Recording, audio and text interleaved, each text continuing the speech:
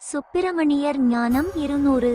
பாடல் 113. கொள்ளடா யானுமந்தபடியே செய்தேன், குமரனென்ற பேராசி கீர்த்தி பெற்றேன். அல்லடா எனைப்போல யுண்டீரானால் ஆதிவஸ்தை எறிந்திடுவாய் ஐயா சொன்னேன்.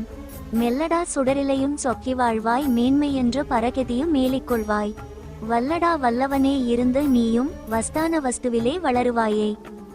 இதன் பொருள், நானும் இவ்வாறே பேதங்களை கடந்து தியானம் செய்ததால்தான் குமரன் என்ற புகழை பெற்றேன். நீயும் என்னை போலவே இந்த ஞானத்தை உள்வாங்கினால் ஆதிப்பொருளை அறிந்து கொள்ளலாம். மெல்ல அந்த பேரொளிச் சுடரில் கலந்து இன்புற்றிருப்பாய், முக்தி நிலையை அடைவாய். வல்லவனாக திகழ்ந்து அந்த இறைத்தன்மையிலேயே வளர்ந்து நிற்பாய்.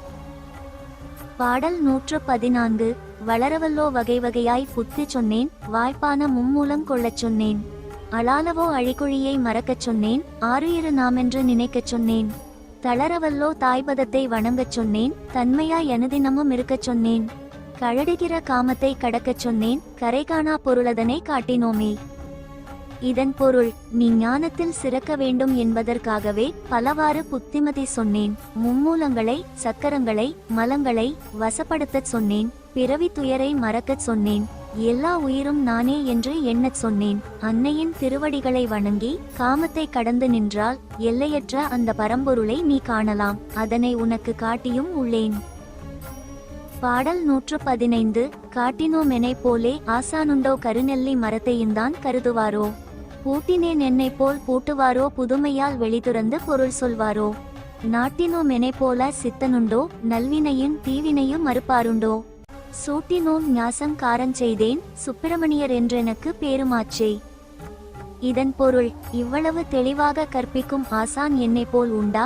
உடலாகிய கருநெல்லி மரத்தின் இரகசியத்தை உணர்த்துபவர் உண்டா? யோக நிலையில் மூச்சை என்னை போல் பூட்டுபவர் உண்டா? வெட்டவெளியின் பொருளை இவ்வளவு புதுமையாகச் சொல்பவர் உண்டா? நல்வினை தீவினைகளை அறுக்க வல்ல சித்தர் உண்டா? ஆணவச் சூரனை அழித்ததால்தான் எனக்கு சுப்பிரமணியன் என்ற பெயர் நிலைத்தது. பாடல் 116. ஆச்சப்பா சூரசம் காரஞ்செய்தேன், அசுரர்களை தன்னையுந்தான் அறுத்து போட்டேன். வாச்சப்பா வாசியடி வேலை வாங்கி வல்லபையும் தன்னையுந்தான் பூசை செய்தேன். ஈசப்பா பூசைதான் செய்யும்போது இந்திரவி ஒளிவினால் பிரகாசமாச்சு. வாச்சப்பா கருவிகள்தான் நிறந்து போச்சு, வச்சிரமிட்ட காயமாய் வலுத்து போச்சு. இதன் பொருள், உள்ளத்தில் இருக்கும் அசுர குணங்களை அழித்தேன். வாசி யோகம் எனும் ஞானவேலை ஏந்தி சக்தியை வழிபட்டேன். அந்த தியானத்தின் போது கோடிக்கணக்கான சூரிய ஒளியை போன்ற பிரகாசம் என்னுள் உண்டானது. அதனால் ஐம்புலன்களின் ஆதிக்கம் ஒழிந்தது. எனது உடல் வச்சிரம் போல மிக வலிமை பெற்று அழியாத நிலையை அடைந்தது. நன்றி.